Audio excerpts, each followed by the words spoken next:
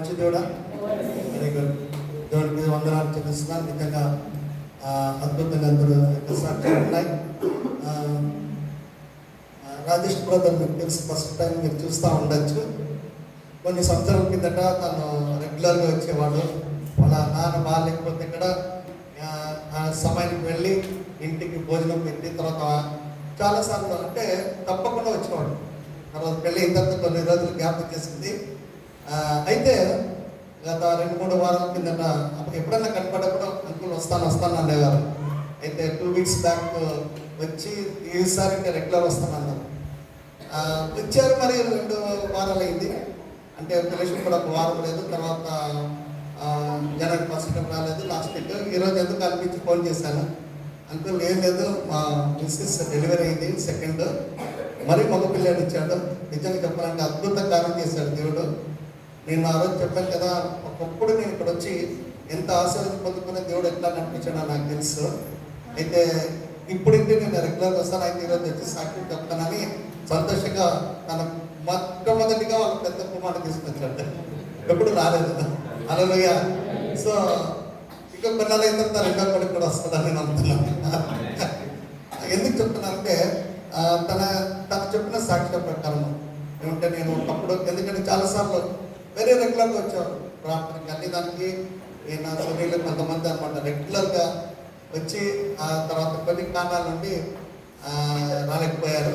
But ఏదైనా కానీ తను అదే చెప్పింది ఏమంటే, నేను పొందిన ఆశీర్వాదము అది ఒక్కసారి దేవుని రుచి చూస్తే మనం ఎక్కడ వెళ్తే కూడా దేవుడు మనల్ని వదలడు. అది మనకి లాగుతూ ఉంటుంది. కొన్నిసార్లు మనమే రాలేకపోతాం. అయితే వచ్చినప్పుడు మనకు ఆశీర్వాదం అని మనము తెలుసుకున్నాం. హల్లెలూయా. దేవునికి వందనాలు తెలుస్తున్నాం. నిజంగా అందరి విషయాల్లో మీ యొక్క ప్రార్థనలు ఆలపిస్తూ దేవుడు అద్భుత రీతిగా తాను మన ప్రార్థనలు జవాబు ఇచ్చి తగిన కాలంలో మనకు సదుపాయం దయపరుస్తున్న దేవుడికి వందనాలు చెల్లిస్తాం. హల్లెలూయా. సో మనం అప్పుడే కొత్త సంవత్సరం కాలు పెట్టాము. కొన్ని వారంలో తెలియకుండా 3-4 చనిపోయారు. అంటే ఏదో కారణాలు ఉండొచ్చు. అయితే ఈరోజు మనం సజీవుగా ఉన్నామంటే దేవుని కృప. ఈరోజు నిజంగా చెప్పాలంటే ఈరోజు మనము జీవిస్తున్నామంటే ఆయన కృప తప్ప మరొకటి కాదు. గత 3-4 డేస్లోనే, 1 వారంలోనే 3-4 చనిపోవడం వార్తలు విన్నప్పుడు అనుకోలేదు కొత్త సంవత్సరం ఇంత తొందరగా ఇట్లా జరుగుతుందని. అయితే దేవునికి స్తోత్రం. మనమంతా సజీవుగా ఉన్నవారు మనం ఏం చేయాలా? దేవుని స్తుతించాలా. దేవుని యొక్క కృపను మర్చిపోకూడదు. అది ఆ కృతజ్ఞత కలిగి ఉంటాను. హల్లెలూయా. ఓకే. సురేష్ గంగాధర బ్రదర్ రెండోసారి మర్చిపోయి బీగాలు వచ్చాడు. అట్లా మర్చిపోదండి ఇంకోసారి. అయితే ఒకటి ఆయనకి దేవుని సన్నిధానికి వచ్చాడు కాబట్టి దేవుడు అది కళ్ళకి ఎవరు కనబడకుండా దేవుడు కాపాడాడు. అట్లానే గాలిలో దిగబట్టి దేవుడు అంటే కాదు. ఒక్కసారి మీరు కూడా హెచ్చరిక కలిగి ఉండండి. ఎందుకంటే బీగం వేసినవే దొంగలు తీసుకుపోతున్నప్పుడు ఇంకా బీగం పెడితే ఉంటుందా? అలాగే అయితే కాపాడేవాడు మన దేవుడు. అందుకొరకే దేవుని వాక్యంలో చూస్తాం ఏమని, దేవుడు పట్టణం కాపాడేలా కాపాడేవాడి యొక్క పని వ్యర్థం.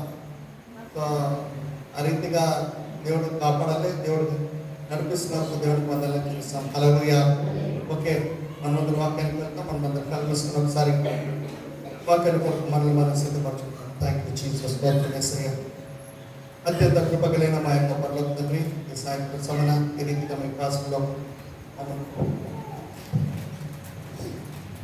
మమ్మల్ని మీ సన్నిధానంలో చేర్చి మేము స్తోత్రం చెల్లిస్తున్నాం. మీరు గొప్ప దేవుడు, ప్రేమ కలిగిన దేవుడు, ప్రభావం మమ్మల్ని కాపాడుతూ నడిపిస్తున్న దేవుడు అయినందుకు మనకి వందనాలు చెల్లిస్తున్నాం. ఇంతవరకు ప్రతి ఒక్కరి యొక్క సాక్ష్యం బట్టి మీ స్తోత్రాలు ప్రభా. మీరు నమ్మకమైన దేవుడిగా ఉండి వారి జీవితంలో చేస్తున్న కార్యాన్ని బట్టి మనకి వందనాలు చెల్లిస్తున్నాం. నిజమైన ప్రభావం మీ వాక్యాన్ని ధ్యానించనే ఉంటుండగా మాకు వినగలిగిన చెవులు దయచండి, గ్రహించగలిగిన హృదయాన్ని దయచండి. నిజమైన ప్రభావం మీరే మాతో మాట్లాడి ప్రతి ఒక్కరిని బలపరిచి మీ కొరకు అంత మాకు సాక్ష్యంగా ఉండే కృపను దయచేయమని కోరుచున్నాం. మరొకసారి ప్రభావం మీ వాక్యంలో ఉన్న కూడాలను జరిగించి ఆ ప్రకారం జీవించే కృపను దయచేయమని కోరుతూ ఈ ప్రార్థన మాకు చనిపోయి లేచిన యేసుక్రీస్తు అడిగి పొందినాం తండ్రి. హల్లెలూయా. ఓకే, యోహాను సువార్త 8వ అధ్యాయము 30 వచనం. యోహాను సువార్త 8:30 వచనం.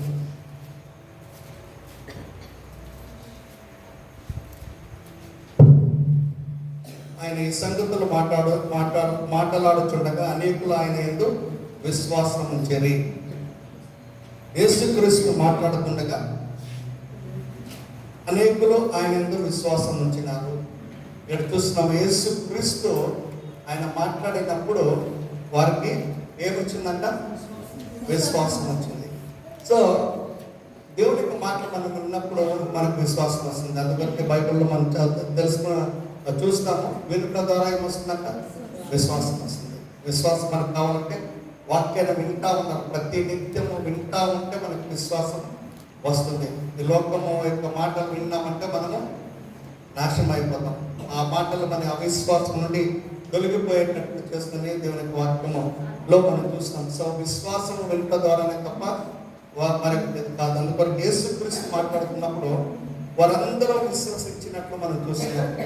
ఈరోజు దేవుడు కూడా మన వాక్యం ద్వారా మనతో మాట్లాడినప్పుడు మన యొక్క విశ్వాసం కూడా అభివృద్ధి చెందాలా అనేది మనం తెలుసుకోవాలి. ఒకసారి ఒక భార్య భర్తలు ఇద్దరు ఇంట్లో ఎప్పుడు పోట్లాడుకునే వాళ్ళంట. పోట్లాడుతుంటే ఒకరోజు ఒక గురువు దగ్గర పోయినాడు. ఆయన వెళ్ళి ఆ గురువు దగ్గర అడిగాడు, అయ్యా కొంచెం మాకు ఎక్కువగా ఇంట్లో ఎప్పుడు ఏదో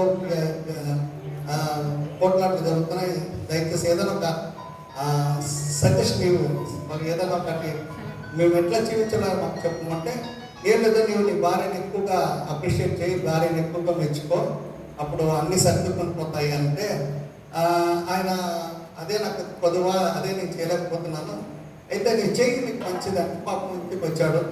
ఇంటికి వచ్చిన తర్వాత ఆ గురువు చెప్పినట్లు భార్య అనండి భోజనాలు కూర్చోబట్టే కూర్చున్నాడు. కూర్చొని తర్వాత నీళ్ళు అబ్బాయి ఏం బాగుంది నీళ్ళ గురించి పొగిడాడు. అయిన తర్వాత కొంతసేపు అయిన తర్వాత అన్నము తెల్లన్నము అన్నీ వడ్డిస్తే అన్ని దాని గురించి తెల్లం గురించి కూడా వాడికి రోజు ఇంతగా నీవు పొగుడుతున్నావని ఆమె ఆశ్చర్యపోయి సంతోషించింది. ఏదే ఆశ్చర్యపోయింది. తర్వాత అన్నీ ఇస్తా ఉంటే అన్నీ పెట్టిన తర్వాత కూర ఈవన్ ఇది ఊరికే పెడితే ఎక్కడ అప్రిషియేట్ చేసినాడు. వాళ్ళకి ఏం పొరపాటు ఉంది. ఆమెకి అంతవరకు ఏడుపు వచ్చింది, ఒక పక్క ఏడుపుతో పాటు కోపం వచ్చింది. సరే పోయి ఒక పక్కట తీసుకుని వచ్చి చెప్పిపోయి, ఏమయ్యా ఇన్ని రోజులు నేను భోజనం పెడతా ఉంటే నీకు ఒక రోజన్నా అప్రిషియేట్ చేయలేదు, పక్కింటి వాళ్ళు ఇచ్చిన అన్నం పెడితే నీకు అంత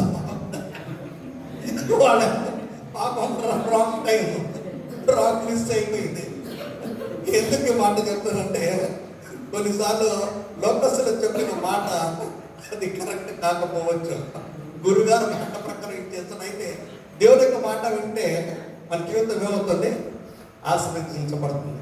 దేవుని యొక్క మాట మనల్ని బ్రతికింపజేస్తుంది. దేవుని మాట సత్యమైన మాట, అది తెలుసుకోవాలి. లోకస్తులు చెప్పే మాట కొన్నిసార్లు మంచిదిగా ఉంటుంది, అయితే అది సరైన విధంగా పనిచేయదు మన జీవితంలో. ఓకే, ఇక్కడ యేసుక్రీస్తు ఇక 8వ అధ్యాయంలో యోహాను సువార్తలో తన శిష్యులతో చెప్పినప్పుడు యేసుక్రీస్తుని క్లుప్తమైనవి కొన్ని గూఢార్థాలు అక్కడ చెప్పినట్టు మనం చూస్తున్నాం.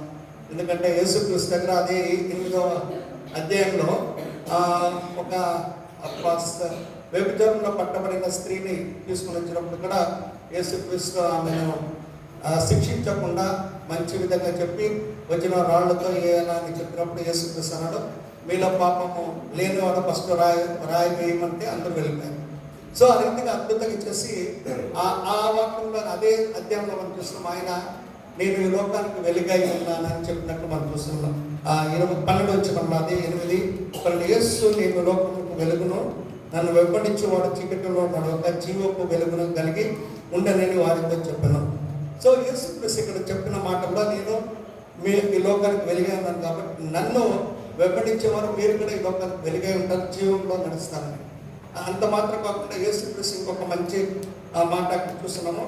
నా ఎందుకు పాపం ఉన్నదని మీలో ఎవడన్నా స్థాపించినట్లయితే 46వ వచనం చదువుతాం చూడండి.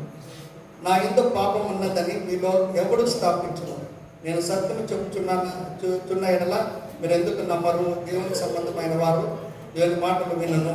సో ఇక్కడ యేసుక్రీస్తు అక్కడున్న ఆ శిష్యులతో పాటు అక్కడ ఉన్న వారితో యేసుక్రీస్తు ఏం చెప్తున్నాడంటే, నా వాక్యం సత్యమై ఉంది, నా మాటలు అది నిత్యమైనవి అని చెప్తూ ఆయన ఏమంటున్నా, నాలో పాపం ఉన్నట్లయితే నన్ను ఎత్తి చూపమన్నాడు. సో ఇక్కడ ఈ మాట చెప్పినప్పుడు ఎవరు యేసుక్రీస్తుకి ఏ మాట ఏమి అనలేకపోయారు, ఏమి చూపించలేకపోయారు.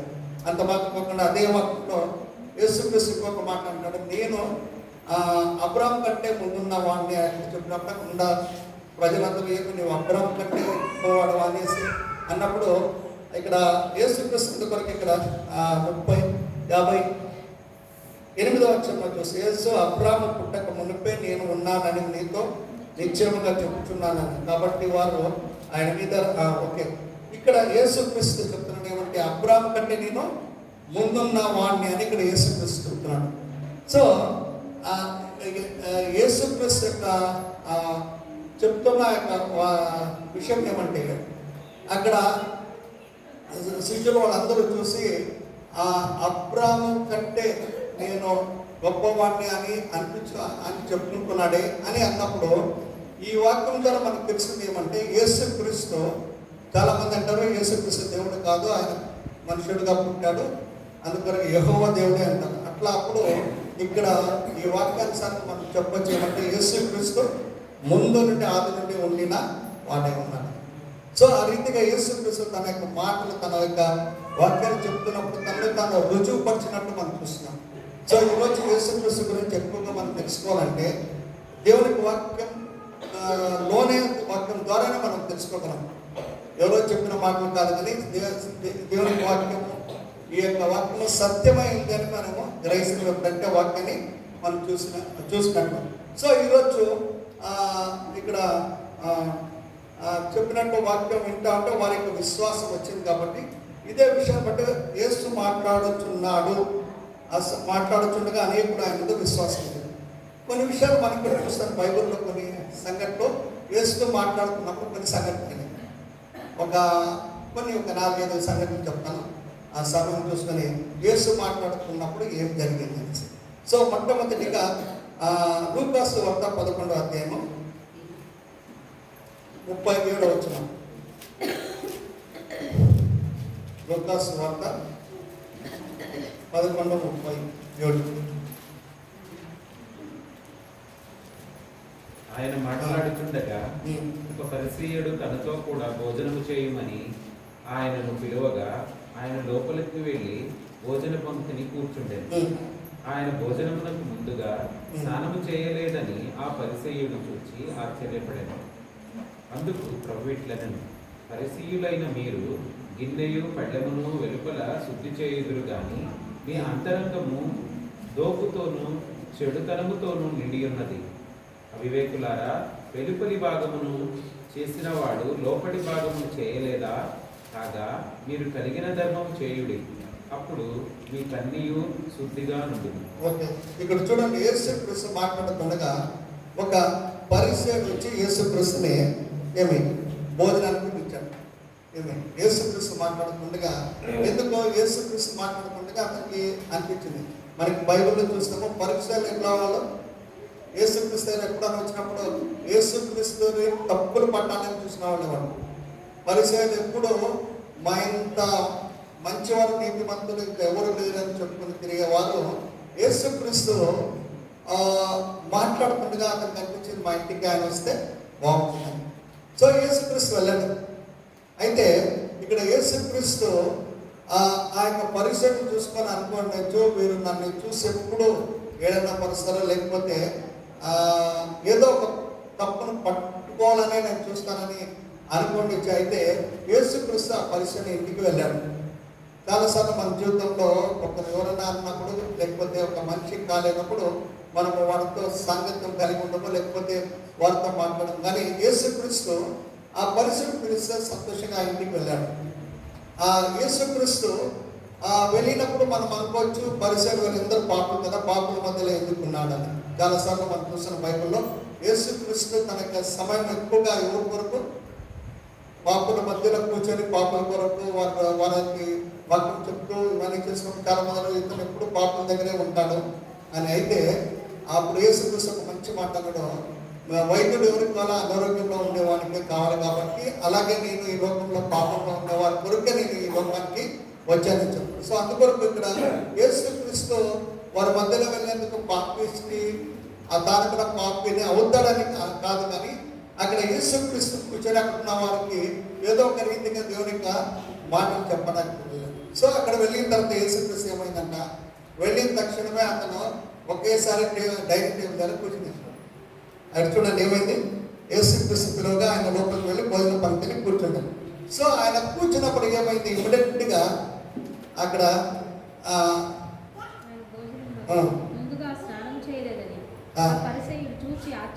ఆ పరిశుడు వారు చూసి ఇమ్మీడియట్ ఏమన్నాడు, స్నానం అంటే స్నానం చేసి కూర్చునేది కాదు, ఆ కాలంలో పద్ధతి ఏమంటే కాళ్ళు చేతులు కడుక్కోవాలి, అది ముఖ్యంగా అనమాట. యేసుక్రీస్తు ఆయన తెలీదా, ఆయన హైజీనిక్గా ఉండే దేవుడు కాదా, ఆయనకన్నీ తెలుసు. అయితే ఆయన ఎందుకు ఆ రీతిగా చేస్తాడంటే అక్కడ ఉన్న వారు కొన్ని విషయాలు తెలుసుకోవాలండి. సో యేసుక్రీస్తు ఏది చేస్తే ఇక్కడ ఒక ఒక మంచి కొరకు లేకుండా కారణం ఉండే చేసుకుంటాడు, కానీ కారణం లేకుండా ఏది చేయండి.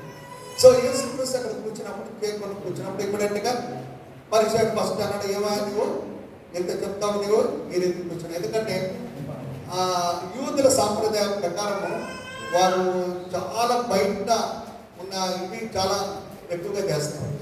వాడికి కొన్ని పట్టింపులు, ఇప్పుడు కూడా చాలామంది ఎటువంటి పట్టింపులు అంటే ఆ పట్టింపులతోనే వారి యొక్క జీవితాలు గడుపుతున్నారు, కానీ నిజమైన శుద్ధత నిజమైన పరిశుద్ధత ఎట్లా పొందాలని తెలియదు. కొంతమంది ఇప్పుడు కూడా ఎట్లా ఉన్నారంటే పొద్దున లేస్తే ఇంటి బయట లేకపోతే స్నానం చేయకుండానే వాళ్ళు ఏది స్టవ్ కూడా అంటించరు, అటువంటి వారు కూడా ఉన్నారు. ఇంకా ఇటువంటి పల్లెటూరులో కొన్నిసార్లు వేరే మన జాతి వారు వస్తే వారిని వచ్చిన వాళ్ళకు వారు అపరిశుద్ధులైనారని వారి నుండి ఏం చేస్తారంటే వారు వెళ్ళిన తర్వాత ఇంటిని పేడ అలకేయడం లేదంటే ప్యాంటీలు చల్లడం ఇవన్నీ చేస్తారు. అంటే లోకరీతిగా ఈ లోకంలో చాలా మంది ఏమంటే పరిశుద్ధులు అపరిశుద్ధులు అయిపోతున్నారని అంటారు, కానీ నిజమైన పరిశుద్ధత ఎక్కడ ఉండాలి అనేది ఇక్కడ యేసుక్రీస్తు చెప్తాడు. సో వారికి ఉన్న ఆలోచన చూసి ఇక్కడ యేసుక్రీస్తు మాట్లాడతాడు, ఏమంటారు, ప్రోఫిట్లో నేను పరిశుద్ధులైన మీరు గిన్నెయు పల్లెమును వెలుపల తృప్తించలేదు, కానీ మీ అంతరంగము దోపుతోను చెడుతనంతోను నిండి ఉన్నది. అవివేకులారా, వెలుపల భాగము చేసిన వాడు లోపలి భాగము చేయలేదా. ఇక్కడ యేసుక్రీస్తు బాగా చెప్తున్నాడు, ఏం తెలుసా, మీరు పాత్రను బాగా కడుగుతారు, బయట లోపల బాగా క్లియర్గా చేస్తారైతే మీ యొక్క హృదయం ఎట్లా ఉంది, మీ హృదయంలో ఎంత కల్మషం ఉంది, ఎంత దోపుడు ఉంది, అన్నీ మీ యొక్క హృదయం అన్ని దానికంటే ఏమంటారు, హృదయం మోసకరమైంది. సో హృదయం కడుక్కోవడం లేదు, హృదయాన్ని మీరు దిద్దుకోవడం లేదని అయితే బయట విషయాల బట్టి మీరు చాలా పర్టికులర్ ఉన్నారు. సో ఆ విషయాన్ని బట్టి యేసుక్రీస్తు చెప్తున్నాడు, మీరు మిమ్మల్ని మీరు మీ యొక్క హృదయాన్ని సరిదిద్దుకోవాలి, కానీ పరిశుద్ధపరచుకోవాలి, కానీ బయట విషయాలు ఉన్నాయి. సో చాలాసార్లు మనం కూడా అంతే, బయట చాలా మంచి అలంకారం చేసుకొని మంచి బట్టలు వేసుకుంటాం, అయితే హృదయంలో చూసినప్పుడు కొన్నిసార్లు మోసకరమైన విషయాలు ఉన్నాయి.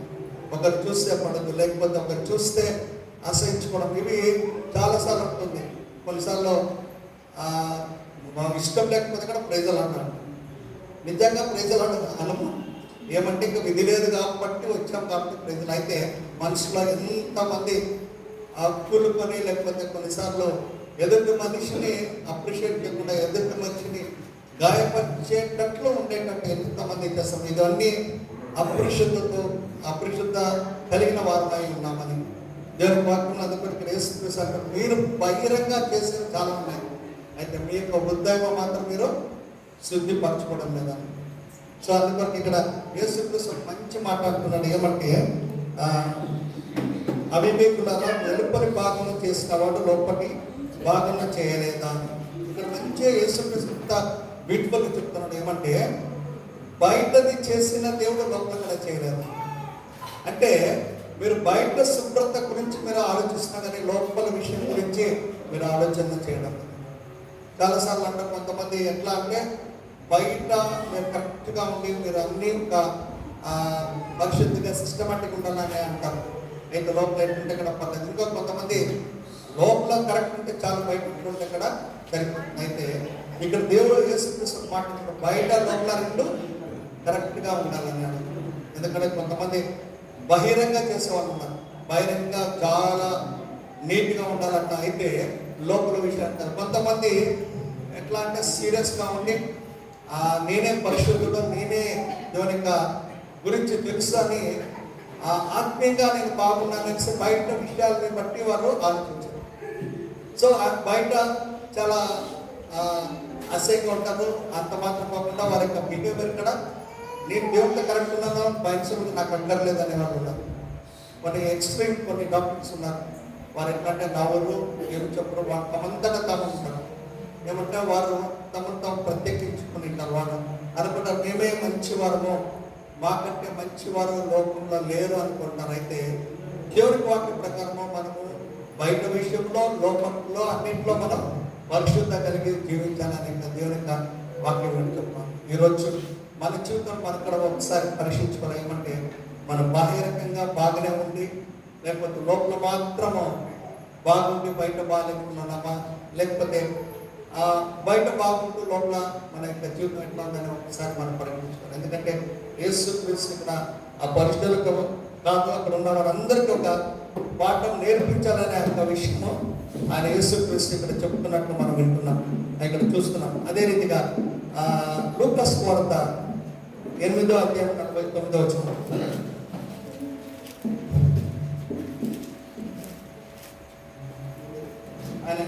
ఆయన ఇంకను మాట్లాడుతుండగా సమాజపు మందిరపు అధికారి ఇంట్లో నుండి ఒకడు వచ్చి నీ కుమార్తె చనిపోయినది, బోధకుని శ్రమ పెట్టవద్దని అతనితో చెప్పాను.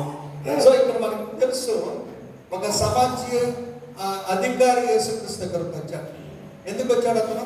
తన యొక్క ఒకే ఒక కూతురు చనిపోయే పరిస్థితిలో ఉంది కాబట్టి ఆ యొక్క పరిస్థితిలో యేసుక్రీస్తు దగ్గర వచ్చాడు. అయితే యేసుక్రీస్తు మా దగ్గర యేసుక్రీస్తు వస్తే యేసుక్రీస్తు అన్నాడు నేను వస్తాను మీ ఇంటికి అని. సో యేసుక్రీస్తు తనతో పాటు బయలుదేరి వెళ్తున్నాడు. అయితే అక్కడ ఒక సంఘటన జరిగింది. యేసుక్రీస్తు వెళ్ళడానికి కొంచెం ఆలస్యమైంది. ఎందుకంటే అక్కడ యేసుక్రీస్తు వెళ్తా ఉంటే ఒక 12 ఏళ్ళ రక్తస్రావం కలిగిన ఒక ఆమె యేసుక్రీస్తు వచ్చి ముట్టినట్టు మనం చూస్తున్నాం. అప్పుడు ఏమైందంటే యేసుక్రీస్తు తెలిసింది ఎవరో నన్ను ముట్టారు. అప్పుడు యేసుక్రీస్తు ఇమ్మీడియట్గా చూసి ఎవరు నన్ను ముట్టారంటే పేదరు అన్నాడు నేనే 10 సార్లు నీతో పైన పడ్డాను, ఇంకా నిన్ను ప్రేమించిన యోహాను నిన్ను అక్కునే ఉన్నాడు. ఎవరు అందరూ పడుతున్నారు, ఏమేసా గొప్పగా నన్ను ఎవరో ముట్టుకున్నారు అంటారు. కానీ పేదరు కొంచెం సర్కస్టిగా లేకుండా ఏం కృప ఇట్లా అడుగుతున్నాను అని అడిగారు. అప్పుడు యేసుక్రీస్తు లేదు ఎవరో ఒకరు నన్ను ప్రత్యేకంగా ముట్టారు, అది నా యొక్క శరీరంలో నాక బలము వెళ్ళిందని చూసి. అప్పుడు ఆ పరిస్థితిలో ఏమైంది, ఆ స్త్రీ ఏదో ముట్టారు నాకు బాగా వెళ్ళిపోతాను అనుకునేది. అయితే ఎప్పుడైతే ఆ స్త్రీ తెలుసుకున్నదో అది నేనే యేసుక్రీస్తు చెప్తున్నాను కాబట్టి నేను పొందిన ఆ యొక్క విషయాన్ని నేను దాచుకోలేని చెప్పి ఆమె అన్నాడు. అన్ని సంవత్సరాలు బాధపడిన ఆమెకి స్వస్థత పొందుకున్న తర్వాత ఆమె దేవుడి దగ్గర తన యొక్క జీవితాన్ని చెప్పాలని అప్పుడు యేసుక్రీస్తు దగ్గర చెప్తాము. ఏమని ఏం జరిగిందో అవన్నీ చెప్పి సామాన్యంగా ఏమంటే ఆడేమో కాబట్టి మనకు తెలుసు సాక్ష్యాలు చెప్పాలంటే ఆడవాళ్ళని తీసుకుంటాం. అంత మాత్రం కాదు, ఆడవాళ్ళు మాట్లాడేది ఎక్కువ. ఏదైనా ఎక్స్ప్లెయిన్ ఎక్కువ ఉంటుంది. పాపం ఆమె కూడా ఎక్కువగానే చెప్పింది. ఇక్కడ టెన్షన్ పెరుగుతూ ఉంది ఎవరికి? సమాజం ఎవరు అయ్యా అదే అయ్యా అతను సమాజ అధికారికి ఏమని నేను యేసుక్రీస్తుని తొందరగా ఇంటికి తీసుకోవాలి, మా కూతురు చనిపోయే పరిస్థితిలో ఉంది అని అతను టెన్షన్లో ఉన్నాడు. ఈమె చూస్తే మాట్లాడుతూ ఉంది. అయితే ఆ పరిస్థితిలో ఏమైపోయింది, అతను అనుకున్నట్టు ఏమైంది, ఎవరో వచ్చి చెప్పారు ఇంకా వేరే బోధకుడిని ఇంకా శ్రమ పెట్టద్దు, నీ కూతురు చనిపోయింది అంటే ఏమి, ఇంకా అయిపోయింది ఇంకా నో హోప్. ఏమో బ్రతికుంటే యేసుక్రీస్తు ఏమో చేస్తాడు, కానీ ఇంకా చనిపోయిందని యేసుక్రీస్తు ఏం చేస్తాడు అనే ఆ విషయాన్ని పోయి అక్కడ వచ్చి తెలిపినట్టు మనం చూస్తున్నాం. అయితే యేసుక్రీస్తు అక్కడ ఒక మాట అక్కడ ఏం తెలుసా, నువ్వు నమ్మిక ఇక్కడ నమ్మిక మాత్రం ఉంచుమని 50 వచ్చినాము. యేసు ఆ మాట విని భయపడవద్దు, నమ్మిక మాత్రం ఉంచుమన్నాడు. సో యేసుక్రీస్తు ఆ యొక్క సమాజపు అధికారితో మాట్లాడుతున్నప్పుడు ఆ మాట చెప్పినప్పుడు అతనిలో ఒక విశ్వాసం వచ్చింది, అతనిలో ఒక నమ్మకం వచ్చింది. ఎందుకంటే ఆయన జీవితంలో అంతవరకు టెన్షన్ ఉండింది, నో డౌట్ అన్నీ ఉండింది. అయితే ఆయన ఎవరు మాట్లాడుతున్నాడు, దేవునికి మాట్లాడుతున్నాడు. యేసయ్య చెప్తున్న మాటలు, యేసయ్య ఆమె పొందిన విషయాలు ఇవన్నీ చెప్తున్నప్పుడు ఒక పక్కన అతనికి ఒక భయం వచ్చే వార్తగా వచ్చేసింది ఏమంటే కూతురు చనిపోయింది. సో ఇవన్నీ ఆలోచించినప్పుడు 100% హోప్ లేదు. అయితే యేసుక్రీస్తు యొక్క మాట పైన అతనికి ఒక భరోసా వచ్చింది. ఎందుకంటే నాతో మాట్లాడుతున్న ఆ యేసయ్య చేయగలిగిన వ్యక్తి ఇప్పుడే నేను చూశాను, వింటున్నాను, ఆయన శక్తిమంతుడైన దేవుడు. సో చాలాసార్లు మన జీవితంలో మన పరిస్థితి నిజంగా మనకు అనుమానమో లేకుంటే అవిశ్వాసం పుట్టిస్తుంది. పరిస్థితి మనకు తెలియకుండానే ఒక భయం అనేది పుట్టిస్తుంది. అయితే ఆ భయం వెళ్ళాలంటే, ఆ విశ్వాసం రావాలంటే దేవునికి వాక్యం తప్ప వేరేంటి కాదు. సో ఇక్కడ యేసుక్రీస్తు ఆ మాట చెప్పి తన శిష్యుడితో కలిసి ఆ ఇంటికి వెళ్ళినప్పుడు యేసయ్య అక్కడ చెప్పిన ఉన్న వారందరూ పొమ్మని అక్కడ వెళ్ళి ఆ అమ్మాయి దగ్గరికి తల్లి తాకుని చిన్న అమ్మాయి లేయమన్నప్పుడు ఆమె లేచినట్టు మనం చూస్తున్నాం.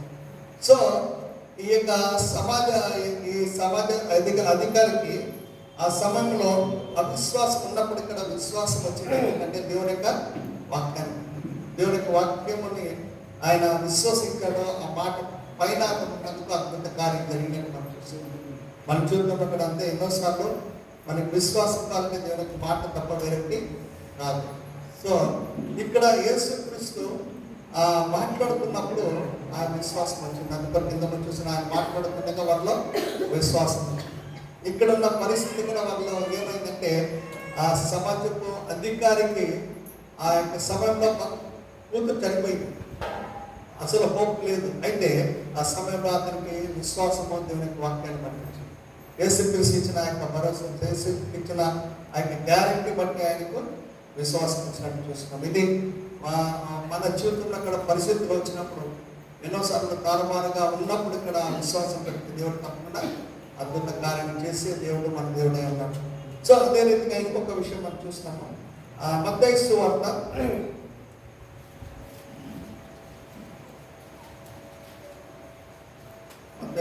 12వ అధ్యాయము 46వ వచనం. ఆయన జనసమూహములతో ఇంకా మాట్లాడుచుండగా ఇదిగో ఆయన తల్లియు సోదరుడు ఆయనతో మాట్లాడకూరచు వెలుపల నిలిచాడు. అప్పుడప్పుడు ఇదిగో నీ తల్లియో నీ సోదరుడు నీతో మాట్లాడాలని వెలుపల నిలిచి ఉన్నారని ఆయనతో చెప్పాను. అందుకు ఆయన తనతో ఈ సంగతులు చెప్పిన వాడిని చూసి నా తల్లి ఎవరు, నా సోదరు ఎవరు అని చెప్పి తన సృష్టిల వైపు చెయ్యి చాపి ఇదిగో నా తల్లియో నా సోదరుడు పరలోకమందు నా తండ్రి చిత్తం చొప్పున చేయబడే నా సహోదరుడు నా సోదరియు నా తల్లియు అని. సో యేసుక్రీస్తు జన సమూహంతో మాట్లాడుతుండగా ఏమైంది అక్కడ తన తల్లి మరి సోదరు వచ్చారు. సో యేసుక్రీస్తు ఇక్కడ మాట్లాడుతుండగా ఆయన తల్లి సోదరులు ఎందుకు వచ్చారు తెలుసా? చాలాసార్లు యేసుక్రీస్తు కొన్ని కామెంట్రీస్ ఏమంటారంటే కొంతమంది యేసుక్రీస్తు తల్లి మరి పెళ్లి చేసుకున్నది పిల్లలు కాలేదని. అయితే అదంతా అది కొన్ని రాంగ్ ఇవి ఉన్నాయి. కానీ యేసుక్రీస్తు పుట్టే వరకు యేసుకు మరియను తెలియకుండా తను ఒక లోకరీతిగా ఒక తండ్రిగా ఉన్నాడు. కానీ యేసుక్రీస్తు పుట్టిన తర్వాత వాళ్ళకి పిల్లలు అయితే తర్వాత పిల్లలు పుట్టారు. యేసుక్రీస్తుకి పిల్లల తర్వాత తల్లి ఉన్నారు. సో అయితే యాక్చువల్లీ యేసుక్రీస్తు తన సేవలో ఉండి వెళ్తున్నాడు కాబట్టి ఏమైపోయిందంటే వారి ఇంటి వారికి కూడా కొంచెము అరే ఈయన ఇంటికి రావడం లేదు, ఈయన సేవకు వెళ్తున్నాడు. వారు యేసుక్రీస్తు దగ్గర కొన్నిసార్లు మాట్లాడాలి. ఎందుకంటే వారు వెలుపల నిలిచి ఉన్నారు. ఏమంటే యేసుక్రీస్తు దగ్గర డైరెక్ట్ పోయి మాట్లాడే కాదు, బయట పిలిచి మాట్లాడతాం, మర్యాదగా మాట్లాడతామని అన్నప్పుడు అని వారు రీసెంట్గా ఇప్పుడు వెళ్ళారు. అయితే ఆ సమయంలో వచ్చి మీ తల్లి వచ్చి అంత సోదరులు వచ్చారు. యేసుక్రీస్తు చెప్పాడు. యేసుక్రీస్తు ఎందుకు ఆ మాట అన్నాడు? ఏమన్నాడంటే, ఎవరు నా తల్లి నా సోదరులు, తన శిష్యుల వైపు చేయించాము, ఇదిగో నా తల్లి సోదరులు, పరలోకమందు నా తండ్రి చిత్తం చొప్పున చేయవాడే నా యొక్క సహోదరి తల్లి అని ఇక్కడ చెప్పినట్టు మనం చూస్తున్నాం. సో యేసుక్రీస్తు అక్కడ ఉన్న ప్రజలకు ఏం చెప్తున్నాడంటే, నా వాక్యాన్ని విని వాక్యాన్ని సహజంగా ఎవరు జీవిస్తారో వారే నా తల్లియో నా సహోదరులు అని యేసుక్రీస్తు చెప్తున్నాడు. చాలాసార్లు మన జీవితంలో కూడా అంతే. మనం దేవుడికి బిడ్డలని పిలువబడినప్పుడు ఇక్కడ దేవుని యొక్క మనకు దగ్గరగా ఉన్నప్పుడు దేవుని వాక్యానుసరంగా వాక్యం విని ఆ ప్రకారం జీవించినప్పుడే దేవుడు మనం చూసి సంతోషిస్తాం. అంతేగాని మనము గ్రాంటెడ్గా తీసుకుంటే కొన్ని జరగవు మన జీవితంలో. దేని వాక్యానుసారంగా మనము జీవించి ఆ విశ్వాసంలో కలిగి ఆయన ఎంత నమ్మకం ఉన్నప్పుడే మనము ఆయన బిడ్డలుగా మనం పిలువబడతాం. అందుకని యేసుక్రీస్తు ఆ దేవుని వాక్యంలో ఆయన నమ్మిన వారందరూ బిడ్డలుగా పిలువబడతారు. ఏమని పిలువబడతాము? మనమందరూ పిల్లలని. అందుకనే God is not having a great grand children. So Abraham కుమారుడే, మరొక కుమార్తెలు. సో దేవుని దృష్టిలో మనమందరూ ఈ రీతిగా ఉన్నామని తెలుసుకొని ఆయన వాక్యానుసారంగా ఆయన వాక్య ప్రకారం వినగలిగినట్లయితే మనము దేవుని మహిమపరిచిన వారమై ఉంటాం. సో యేసుక్రీస్తు ఇక్కడ ఆయన ఆ సంగతులు మాట్లాడుతున్నప్పుడు జరిగినప్పుడు, ఎందుకంటే యేసుక్రీస్తు ఎవరు ఎక్కడ వెళ్ళినప్పుడు కూడా ఆయన ఊరికే కూర్చోలేదు. ఆయన దేవుని యొక్క రాజ్యాన్ని గురించి తన యొక్క దేవునికి మాటలు చెప్పినట్టే మనం ఎక్కడన్నా చూస్తామని యేసుక్రీస్తు ఎక్కడ టైం పాస్ చేసినట్టే లేదు.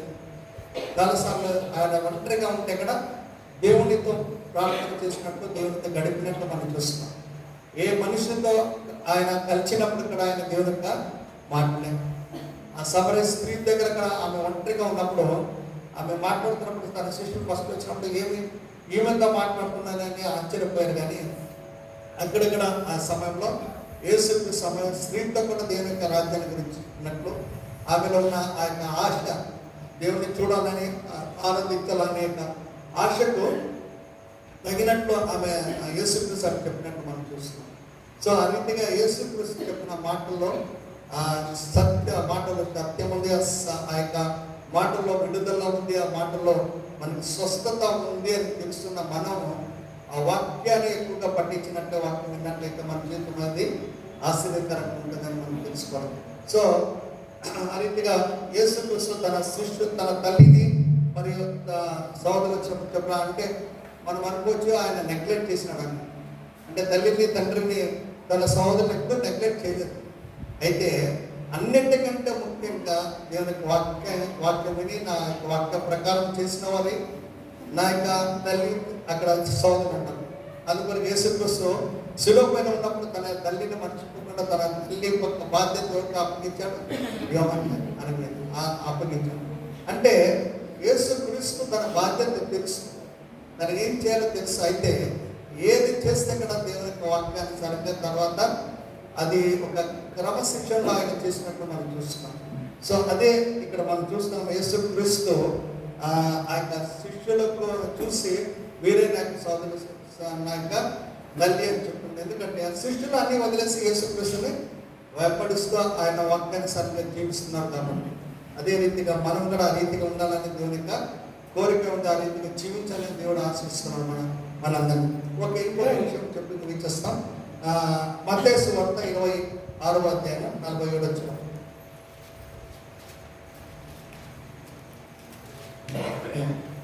ఆయన ఇంకొన మాట్లాడుచుండగా 12 మందిలో ఒకడికి యూదా వచ్చాను. వారితో కూడా బహుజన సౌమన కత్తులు వృద్ధులను పట్టుకుని ప్రధాన యాజకుల యుద్ధ నుండి పెద్దల యుద్ధ నుండి వచ్చాను. ఆయనను అప్పగించువాడు నేను ఎవరిని ముద్దు పెట్టుకుని పొందునో ఆయనే యేసు, ఆయన పట్టుకొనడని వారికి గుర్తు చెప్పి వెంటనే యేసు వద్దకు వచ్చి బోధకుడా నీకు శుభమని చెప్పి ఆయనను ముద్దు పెట్టుకొనెను. యేసు చెలికాడ నీవు చేయవచ్చి వచ్చినది చేయమని అతనితో చెప్పగా వారు దగ్గరకు వచ్చి ఆయన మీద పడి ఆయనను పట్టుకునేది. ఓకే, ఇక్కడ యేసు క్రీస్తు మాట్లాడుతుండగా ఏమైంది? ఆయన శిష్యుల్లో ఒకడైన యూదా అక్కడికి వచ్చాడు. చూడండి, యూదా ఎవరు? యేసు క్రీస్తు శిష్యుడే. అయితే యూదా ఏమైంది? తన జీవితంలో సాతానుకు చోటించాడు. సాతానుకు చోటించి యేసు క్రీస్తుతో ప్రతిరోజు జీవించిన వాడు ఆయన. మరి ఆయన దగ్గర ఏముంది? Is a treasurer. అందుకని నేను ఒక సమాధికి వెళ్ళిన ఒక బాత్ ఒక మంచి ఒక జోక్ వేసుకున్నాను. ఏదో ఒక సమాధికి పోయాడంట. అక్కడికి పోతే నాన్న అక్కడ అందరూ చందలు పడ్డారు. భక్తుడే పిలిచింది చందలు పడ్డారు అంటే చనిపోయిన వాడు ఏమన్నా ట్రెజరర్ అందువరకే చందలు పడ్డారా అని జోక్. అంటే ఎందుకంటే వాళ్ళకి ఎప్పుడు ఏముంటుంది మనిషి, వాళ్ళకి ఆలోచన అంతా ఎప్పుడు చందా అంటే డబ్బులు కలెక్ట్ చేయాలని. సో యూత యేసుక్రీస్తు ఉన్నాడు. యేసుక్రీస్తు అంతా హ్యాండ్ ఓవర్ చేస్తాడు. అందువరకు యేసుక్రీస్తుకి ఒకసారి చెప్పినప్పుడు నీ శుల్కం కట్టాలా, నీకు కూడా పన్ను చెల్లించాలంటే యూదాకి ఏమంటాడు తెలుసు? యేసుక్రీస్తుకి యూదా దగ్గర ఉందో లేదా అని అడగలేదు. నీవు పోయి త్వరగా పెద్దరు, నువ్వు పోయి ఒక గాలి వేసి ఏమి ఆ చేపలు పట్టుకో, దాంట్లో వచ్చిన ఆ యొక్క జ్ఞానం చెప్తే నీకు నా కొరకు ట్యాక్స్ పే చేయమని. హల్లెలూయా. సో ఆ పన్ను చేయమని ఎందుకు? యేసుక్రీస్తుకి తెలుసు యూదా ఎటువంటి వాడని ఉంది. చాలాసార్లు మన జీవితంలో కూడా మనము దేవునితో సాంకేతం కలిగి జీవిస్తున్నప్పుడు కూడా కొన్నిసార్లు ఏమవుతుంది? మనం లోకరీతిగా జీవిస్తాం. మనకు అన్నీ తెలిసి కూడా చేసేవాళ్ళకి పనులు ఇట్లా చేస్తాం. సో ఇక్కడ యూదా యేసుక్రీస్తు ప్రతినిత్యం ఉన్నాడు, ప్రతిరోజు జీవిస్తున్నాడు. అతనికి డబ్బు పొదవ ఎప్పుడూ లేదు. యాక్చువల్లీ అన్ని విషయాల్లో అతనికి ఉండేది. అయితే అతనికి ఒక దుర్బుద్ధి వచ్చింది. ఏమంటే వాళ్ళు ఇచ్చిన 30 నాణ్యాలు తీసుకునేసి నేను యేసుక్రీస్తుని అమ్మేసాను. అంటే అతను ఏమవుతున్నాడంటే ఊరికే సంపాదించాలని యేసుక్రీస్తు ఎంతో అద్భుత కార్యాలు చేశాడు, అన్ని చేశాడు. ఆయన ఎక్కడ ఆయన ఈజీగా ఆయన ఏం చేయలేరు, ఆయన తప్పించుకుంటాడు అనుకున్నారు. ఎందుకంటే యేసుక్రీస్తు ఎన్నోసార్లు రాళ్ళు వేసినప్పుడు యేసుక్రీస్తు తప్పించుకోండి. అది తెలియదు ఇది లాస్ట్ ఇంకా జరుగుతుందని. అయితే యూదా అక్కడికి వచ్చి ఏం చేస్తున్నాడంటే అక్కడ వాళ్ళకి అందరూ చెప్పి నేను ఏ వ్యక్తిని ముందు పెట్టుకుంటానో ఆ వ్యక్తే అని. ఇక్కడ వచ్చి యూదా ఏం చెప్తున్నాడు? యేసుక్రీస్తుని చూసి ఏమి బోధకుడా నీకు శుభం అని చెప్పి ఆయనను ముద్దు పెట్టుకున్నాడు. చూడండి, ఇక్కడ యూదా ఎంత పీపుల్గా వచ్చాడు. ఏం చేశాడు? శుభం అని చెప్పి ఏమి ముద్దు పెట్టుకున్నాడు. ఎప్పుడన్నా మనము జరిగేది ఏం జరుగుతుంది, చేసే పని చేసే శుభం అని చెప్పేది కరెక్ట్ ఏమి. అయితే యూదా తను చాలా క్విక్గా లోకరీతిగా తను చేసే పని చేస్తూ ఈ రీతిగా చేస్తాడు. అప్పుడు యేసుక్రీస్తు అనుకోవచ్చని శుభం చెప్పి ముద్దు పెడుతున్నాను. చాలాసార్లు కొన్నిసార్లు ఈ ముద్దు అనేటప్పటికి నానారికలమైన ఉంది. యాక్చువల్లీ చెప్పాలంటే యేసుక్రీస్తు యొక్క గొప్పతనాన్ని చూసిన అతను ఏం చేయాలతను నిజమైన ముద్దు పెట్టి యేసుక్రీస్తుని ఆరాధించవలసిన ఆయన ఈరోజు ఏం చేస్తున్నాడు? ముద్దు పెట్టి అప్పగిస్తున్నాడు. చాలాసార్లు కొన్నిసార్లు మన జీవితంలో కూడా ఎట్లాంటి ముద్దు పెట్టి కొన్నిసార్లు మనము వేరే వారికి ద్రోహం చేసిన వాళ్ళు ఎంతోమంది ఉన్నారు. సో ఆ యొక్క వ్యభిచారంలో ఉన్న స్త్రీ ఎవరో మరియా మనం చూసాము. యేసుక్రీస్తు పాదాలని కన్నీటితో తుడిచి తన వెంట్రుకలతో ఇచ్చేసి తను ఏం చేసిందంట? ముద్దు పెట్టుకుంది. ఆమె నేను యేసుక్రీస్తు మంచి మాట్లాడు ఆ ఇంటి యజమాని పేతురుతో వెంటతో చూసి నేను ఇంటికి వచ్చినప్పటికీ మీరు నాకు ముద్దు పెట్టేదో నన్ను ఆహ్వానించలేదు కానీ. అయితే ఈమె వచ్చినప్పుడు ఇంటి నా కాళ్ళు ముద్దు ఆపకుండా ముద్దు పెడతాను అంటే తను తాను ఆ రీతిగా సమర్పించుకున్నట్లు తగ్గించుకొని దేవుని ఆరాధించినట్లు చూస్తున్నాం. అయితే ఇక్కడ మా యూదా ఏం చేస్తున్నాడు? ఆ ముద్దుతో యేసుక్రీస్తుని నమ్మేస్తాడు. హల్లెలూయా. చాలాసార్లు మన జీవితంలో ఎన్నో విషయాలు మనకు బైబిల్లో ఉన్నాయి. ముద్దు గురించి చెప్పాలంటే చాలా ఉన్నాయి. ఒక దేవుని సేవకుడు ఎప్పుడో సమ్ ఇయర్స్ బ్యాక్ నేను విన్నాను. బీట్పూర్లో అవి చూస్తే మనం ఏ రీతిగా జీవిస్తున్నాం అనే ఒక విషయం చేస్తాము. అయితే యూదా తన ఒక డిసీవర్ అంటే మోసగాడుగా ఇక్కడ చూస్తున్నాం. మనం దేవునితో జీవిస్తూ దేవుణ్ణి మోసపరచినప్పుడు మనం చూస్తున్నాం. ఈరోజు చాలాసార్లు మనం కూడా యేసుక్రీస్తు నమ్మిన మనము ఏ రీతిగా యేసుక్రీస్తు కొరకు జీవిస్తున్నాం. కొన్నిసార్లు కొంతమంది పరిస్థితులను బట్టి నేను క్రైస్తవులు కాదని చెప్పిన వారు ఉన్నారు. చాలామంది నాకు తెలిసి ఒక ఫ్రెండ్ కొన్ని సంవత్సరాల క్రితం క్రైస్తవులు నాకు తెలియదు. ఎందుకంటే అతను అన్నీ ఏమంటే బయట వారికే నేను హిందూగానే ఉండాలా, కొన్ని సర్టిఫికెట్స్ ఆ రీతిగా పెట్టుకున్నందుకు వారికి భయం. చాలామంది అలాగే కొంతమంది దేవుని యేసుక్రీస్తుని నేను క్రైస్తవుని చెప్పుకోవాలంటే భయపడేవాడు. అయితే ఈరోజు ఒకటి చెప్తాను, దేవుని కొరకు మనం జీవించినట్లయితే, దేవుని కొరకు ధైర్యం కలిగి ఆయనను ప్రకటించినట్లయితే, ఆయన పేరు కలిగి జీవిస్తే మనకు ఏ పొదవ లేకుండా ఏమీ లేకుండా నడిపించే దేవుడు మన దేవుడే. హల్లెలూయా. యేసుక్రీస్తుకి నీ యొక్క ఎస్సీ సర్టిఫికేట్ అక్కర్లేదు, యా సర్టిఫికేట్ లేదు. దేవుడు అనుకుంటే ఏ రీతిగా నీకు ఉద్యోగం ఇవ్వగలిగిన శక్తివంతుడైన దేవుడు. హల్లెలూయా. చాలాసార్లు అట్లా అనుకుంటాను, అది చేస్తే నాకు బెనిఫిట్స్ వస్తాయని. ఆ బెనిఫిట్స్ వస్తాయనుకొని చేస్తే లాస్ట్కి మనం ఏమవుతుంది, మన దేవుడిని మనము చిన్నపరుస్తాం. సో మన యొక్క విశ్వాసం దేవుని పైన ఉండాలనే యొక్క ఆ నమ్మకం కలిగి ఉన్నట్లయితే దేవుడు తప్పకుండా ఆయన నడిపిస్తుంది. ఇక్కడ తను యూదా ఏం చేస్తాడో, యేసుక్రీస్తుని అప్పగించిన తర్వాత ఎప్పుడైతే ఆయన పట్టుకొని తీసుకుపోయారో, ఆయన ఇమ్మీడియట్గా ఏమైపోయిందంటే తన జీవితంలో ఆ రిపెంటెన్స్ పొందలేదు, పశ్చాత్తాపం పొందలేదు. యూదా చేసిన తప్పు ఏమంటే, తను అదే ఇట్లా పని అయిపోతే నేను అనుకున్నాను ఏదో యేసుక్రీస్తు తప్పించుకుంటాడు, వచ్చేసాడో నాకు డబ్బులు మిగిలిపోతాయి అనుకున్నాడు. ఎప్పుడైతే ఆయన తీసుకుపోయి బంధించేశారో, అక్కడ కొట్టారు, ఇవన్నీ చూసి దానికి తట్టుకోలేక ఏమైపోతే ఉరి చేసేసింది. అదే ఒకవేళ పేతురులాగా పేతురు కూడా చేశారు, 3 సార్లు కొట్టాడు. అయితే ఇమ్మీడియట్గా పేతురు పశ్చాత్తాపం పడ్డాడని భయం ఉంది. పేతురు పశ్చాత్తాపడి ప్రభా నేను తప్పు చేశానని తను ఎప్పుడైతే ఆ రిపెంటెన్స్ పశ్చాత్తాపడ్డాడో మరి అతను రెస్టోర్ అయ్యాడు. అందుకని యేసుక్రీస్తు మరి తన శిష్యుడు చేసి తిరిగి లేచిన తర్వాత పేతురు బలపరిచినట్టు మనం చూస్తున్నాం. అందుకే పేతురు గొప్పగా దేవుడి కొరకు నిలబడినప్పుడు సేవ చేసినట్టు మనం చూస్తున్నాం. తను లాస్ట్కి చనిపోయేటప్పుడు తను శిలువ వేస్తామంటే తల క్రిందలుగా వేయమన్నాడు పేతురు, ఎందుకంటే నేను అరువుని కాదని. సో ఆ రీతిగా పేతురు తన జీవితంలో ఎప్పుడైతే రిపెంట్ పొందాడో, పశ్చాత్తాపడ్డాడో, దేవుడు మరి అతన్ని రెస్టోర్ చేసినట్టు మనం చూస్తున్నాం. అయితే యూదా జీవితంలో తను పశ్చాత్తాపడలేదు, తను శిక్షించుకున్నాడు.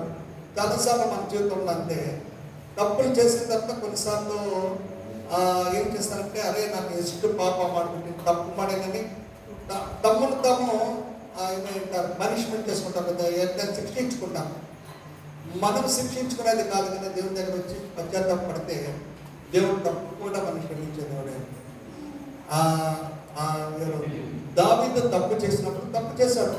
అయితే ఆయన ఎప్పుడైతే నాతో వచ్చి చెప్పాడో ఇమ్మీడియట్గా ప్రభా నా హృదయంలో నీవు కావాలని నా హృదయ శుద్ధిని చేయమని దేవుని దగ్గర ప్రాధాన్యపడినట్టు మనం చూస్తాం. పశ్చాత్తాపడ్డాడు కాబట్టి అతను మళ్ళీ దావీదు ఆ యొక్క సంతోషాన్ని పొందుకోగలిగాడు. ఎప్పుడైతే మన జీవితంలో తప్పు చేసినప్పుడు మనం పశ్చాత్తాపడి దేవుని దగ్గర రీకన్సిలేషన్ అవుతామో అప్పుడు దేవుడు మనల్ని రెస్టోర్ చేస్తాడు. ఎన్నోసార్లు మనం దూరంగా వెళ్ళిపోతాం, ఎన్నోసార్లు బ్యాక్ స్లైడ్ అంటాం. అంటే దేవుని వదిలేసిపోయిన పరిస్థితులు ఉన్నప్పుడైతే దేవుని సేవకుడు ఏమంటాడా, when you trace back the steps again, God is ready to accept you. నువ్వు ఎప్పుడైతే నీ యొక్క ఏమంటారు అడుగులు మరీ తిరిగి దేవుని దాంట్లో వస్తాయో, దేవుడు మరీ నిన్ను ఆయన నూతన జీవనం ఇస్తాడు. హల్లెలూయా. సో దేవుల్లో ఉన్న గొప్పతనం అది. యేసుక్రీస్తు ఆ యొక్క యూదా కూడా అలా వచ్చింటే దేవుడు తప్పకుండా ఆయన తిరిగి వచ్చి ఉండేవాడు, తప్పకుండా తాను కూడా ఒక రెస్టోర్ అయి ఉండేవాడు. అయితే యూదా తన జీవితంలో ఆయన రిపెంటెన్స్ పొందలేదు. తన జీవితంలో అటువంటి చేసిన తప్పుకు తను ఆలోచించలేదు. మన జీవితం కూడా చాలాసార్లు ఎప్పుడైతే మన దేవునికి వాక్యానికి చూడలేమో, దేవుడు మనతో మాట్లాడినప్పుడు మనము దాన్ని వినకుండా ఉంటామప్పుడు ఏమవుతుందంటే మన జీవితంలో ఆ యొక్క రెసిస్టెన్స్ అంటాం, వ్యతిరేకమైన ఆత్మ వచ్చి మనము వ్యతిరేకిస్తాం. మరి ఎప్పుడైతే దేవుడు మనతో మాట్లాడుతాడో మనల్ని మనము తగ్గించుకున్నట్లయితే అది ఆశీర్వకరమని దేవుడికి మాట్లాడుతుంటాం. అందుకంటే దేవుడి యొక్క ఈ యొక్క 4 విషయాలు మనం చూస్తాం. ఏం తెలుసా? ఆయన మాట్లాడుచుండగా, సో మాట్లాడుచుండగా 4 విషయాలు జరిగాయి. సో యేసుక్రీస్తు కూడా మన జీవితంలో మాట్లాడుతున్నాం. చాలాసార్లు అంటారు దేవుడు నాతో మాట్లాడుతున్నప్పుడు ఏ విషయాన్ని బట్టి మాట్లాడుతున్నాడో మనం గ్రహించే మాటలకు మనము తగ్గించుకొని మనల్ని మనం సరిదిద్దుకొని మనం దాని కొరకు ఇచ్చేసరికి దేవునికి ఆశీర్వదిస్తుంది. ఎందుకంటే యేసుక్రీస్తు ఎవరిని శిక్షించే దేవుడు కాదు, లేకపోతే చెప్పించే దేవుడు కాదు. అయితే చాలా సమయం ఇస్తాడు. దేవుడు ఉన్న గొప్పతనం ఏమంటే ఆయన ఎవరిని బలవంతం చేసే దేవుడు కాదు. ఇవి అదే తప్పిపోయిన కుమారుడు ఇల్లు వదిలేసి వెళ్ళిన తర్వాత తండ్రి వెతుక్కుండా వెళ్ళలేదు, కానీ వెయిటింగ్ ఒకరోజు ఇస్తాం. సో ఆ రోజు తను తెలుసుకుని తనగా తిరిగి వచ్చినప్పుడు తండ్రి తన కుమారుడికే యాక్సెప్ట్ చేశాడు. కానీ యాక్చువల్లీ ఆయన ఏమనుకున్నాడు, కుమారుడు నేను ఒక ఇంటిలో పని మనుషులుగా పోతాను, ఎందుకంటే నాకు అర్హత లేదని. అయితే దేవుడు ఆ అర్హత మరించాడు ఆ తండ్రి తన కుమారుడు. అదే మన జీవితంలో కదా ఎప్పుడైతే మనము పశ్చాత్తాపడతామో, ఆయన దగ్గరికి వస్తామో, దేవుడు మరీ తన కుమారుడిగా కుమార్తెగా ఆయన స్వీకరించే దేవుడే. సో దేవుని యొక్క మాటలు మనము వింటే అది మనకి విశ్వాసం పుట్టిస్తుంది. దేవుని యొక్క మాటలు మనల్ని ఆశీర్వాదానికి రావడానికి అది కారణమవుతుంది. సో ఈరోజు ఇక్కడ మనం చదివిన రీతిగా ఆయన మాట్లాడుతుండగా వారిలో ఏమొచ్చిందంట? విశ్వాసం. ఈరోజు నీ జీవితంలో, నా జీవితంలో ఒకళ్ళ అనారోగ్యంలో ఉన్నప్పుడు, ఇక్కడ ఒకళ్ళ నీ సమస్యలో ఉన్నప్పుడు, ఒకళ్ళ నీకు అప్పుల బాధలో ఉండి, లేకపోతే ఏదో ఒక కారణం చేత, లేక నీ పాపము, లేకపోతే దేవుడు వదిలేసి దూరంగా నీకు వెళ్ళినప్పటికీ దేవుడు నీతో మాట్లాడుతున్నప్పుడు ఏం చేయాలి? మనల్ని మనం తగ్గించుకొని ఆయన సన్నిధికి వచ్చి పశ్చాత్తాపడినప్పుడు దేవుడు తప్పకుండా మళ్ళీ లేవ తీస్తాడు, తర్వాత ఆశీర్వదిస్తాడు అనేది మాత్రం మనం మర్చిపోతాం. ఆయన ఎప్పుడు మన తోసిపుచ్చే దేవుడు కాదు, కానీ ఆయన మనల్ని ప్రేమించే దేవుడు అని దేవుడికి మాట్లాడుతాం.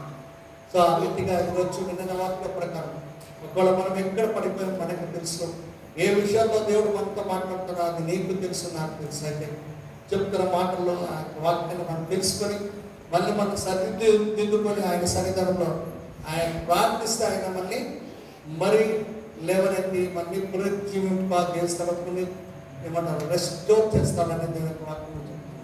సో ఆ రీతిగా దేవుడు చేయడానికి సంసిద్ధుడైన ఒకసారి కళ్ళు వస్తాను. మనము ముగించే ముందు ప్రార్థన చేస్తాం, మళ్ళీ మనం పరీక్షించుకుంటాం. సమయం దేవుడు మన అందరితో మాట్లాడండి. సాయంత్రం సమయం మాట్లాడిన దేవుడు ఆయన నమ్మకమైన దేవుడు, ఆయన ఇచ్చిన మాట నెరవేర్చే దేవుడు ఆయన ఉంటుండగా ఈ సమయం ఒకసారి ఏ పరిస్థితుల్లో ఏ స్థితిలో ఉన్నామో నీకు తెలుసు.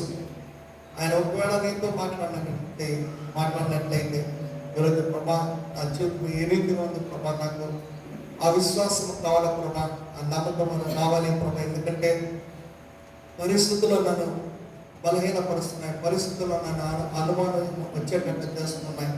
నా జీవితంలో ఒక నిరీక్షణ లేకుండా అయిపోతా ఉంది, నా జీవితంలో ఒక భవిష్యత్తు లేదు అనే ఒక పరిస్థితి నాకు ఎదురవుతుంది ప్రభా. అయితే మీ వాక్యము విన్నప్పుడు ప్రభా విశ్వాసం నాలో కలిగి చేస్తున్నాను ప్రభా. నమ్మకం కలిగి ఆ విశ్వాసంలో ఉండగలిగేటట్టు సాయం చేయండి ప్రభా. నమ్మకం ఇచ్చిన నా విశ్వాసంతో ఉన్నప్పుడు ప్రభా మీరు అన్నీ చేస్తారని చెప్పినటువంటి దేవా ఈరోజు నా జీవితంలో చేయండి ప్రభాని ప్రార్థన చేస్తాను. అత్యంత కృపగలిగిన మా యొక్క పట్టం తండ్రి, రాత్రి సమయంలో ప్రభా మీ వాక్యం ద్వారా మా అందరితో మాట్లాడుతున్న స్తోత్రం చెల్లిస్తున్నాము. ప్రభా మీరు మాట్లాడుతుండగా అక్కడ ఉన్న వారందరి జీవితంలో విశ్వాసం వచ్చింది అని మేము విని ఉంటుండగా అదే రీతిగా మేము ఇక్కడ వింటూ ఆ యొక్క విశ్వాసంలో బలపడేటట్టు సాయం చేయండి. అదే రీతిగా ప్రతి ఒక్క జీవితంలో ఉన్న ప్రతి ఒక్క సమస్య నుండి వారికి ఉన్న అవసరం నుండి వారిని బయటికి తీసుకుని వచ్చి ప్రభావం వారికి జయమును అనుగ్రహించి ఎంతో విశ్వాసం కలిగి నిలకడగా ఉండేటట్టు సాయం చేయమని కోరుచున్నాం. వచ్చిన ప్రతి ఒక్కరిని దీవించండి. ఎవరైనా ఏ అవసరం ఉన్నా మాకు తెలియదు అవసరం తీర్చండి ప్రభావం. ముఖ్యంగా అనారోగ్య స్వస్థలో ఉన్న వారిని ముక్తి స్వస్థపరచండి.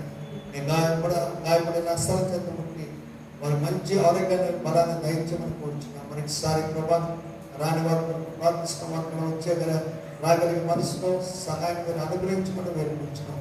మరొకసారి ప్రభావంతో మా మధ్య నుండి మీరే మాతో మాట్లాడదు మీకు వందనాలు చెల్లిస్తూ సమస్తమైన మీకు చెల్లిస్తూ ప్రార్థన చేస్తున్నాం. అడిగి ఆమె